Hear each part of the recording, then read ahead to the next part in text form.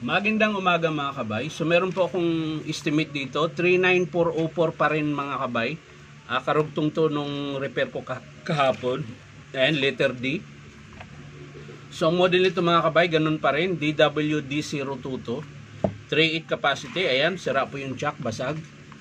Tapos wala na rin pong cord, so hindi natin iti-testing. Tingnan na lang natin mga kabay kung ano yung sira.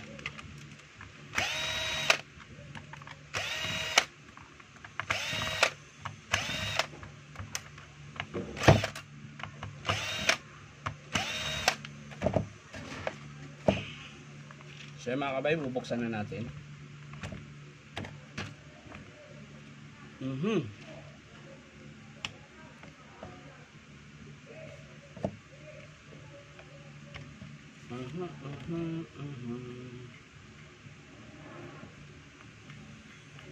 So ito mga kabay,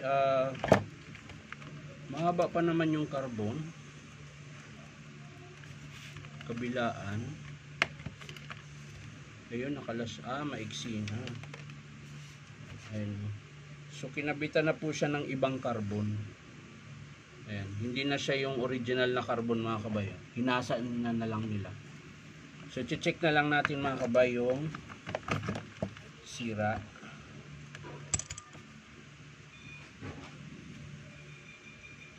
So ayan mga kabay, yan po yung armature nya. So wala naman pong sira, buo pa po yan. Ayan. So may tama lang siya dito sa brush holder. Ayan, baka mahina na tumulak yung spring. So masabit na po. Ayan. So sa field coil nya mga kabay, okay pa naman. Ayan, wala naman po siyang sira. Ayan.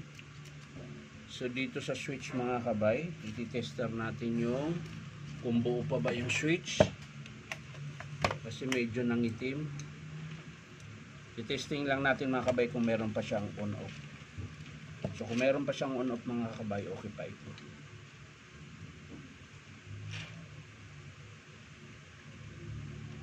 Pumasok ka na, Brad.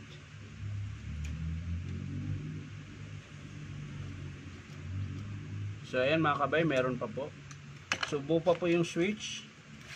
Check natin yung sa hammer mga kabay. So ayan mga kabay, buo pa po yung sa hammer. Ayun, yung alog lang po yung bearing housing nya. Ayan. So ang papalitan dito mga kabay, buo pa naman yung armature, field coil, switch. Carbon ang papalitan. Bearing housing. Ito po yung bearing housing mga kabay.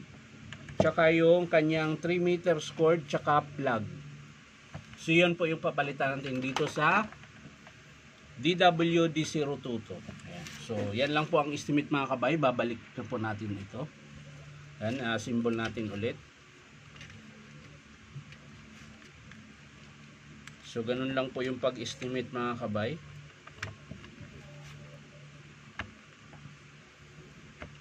Babalik lang natin yung chuck pala mga kabay, yun nakalimutan ko idagdag. Sira nga pala yung chuck.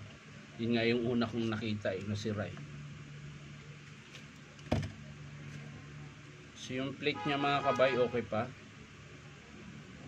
Yan. So babalik lang natin yan.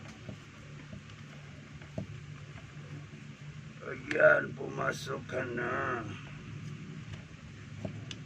So mga kabay, sa mga gustong magpa-repair, punta lang po kayo dito sa Powerman Hardware 530 T. Alonso, Santa Cruz, Manila. Ayan. Hanapin nyo lang po yung signboard na DeWalt Stanley mga kabay.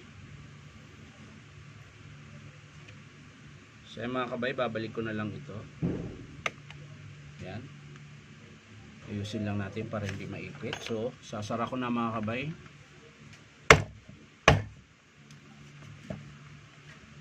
Para tayo ay matapos na rin.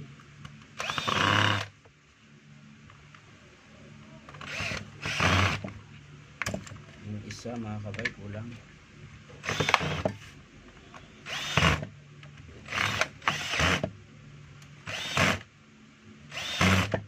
So yan mga kabay, natapos ko na po yung estimate.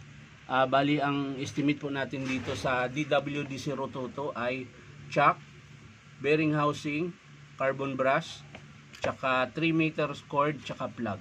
So yan lang po mga kabay, maraming salamat sa panunood at palike and share na rin po. At syempre po, baka naman pwedeng subscribe nyo po ito aking YouTube account na Inyong Kabay. So maraming salamat mga kabay, bye bye.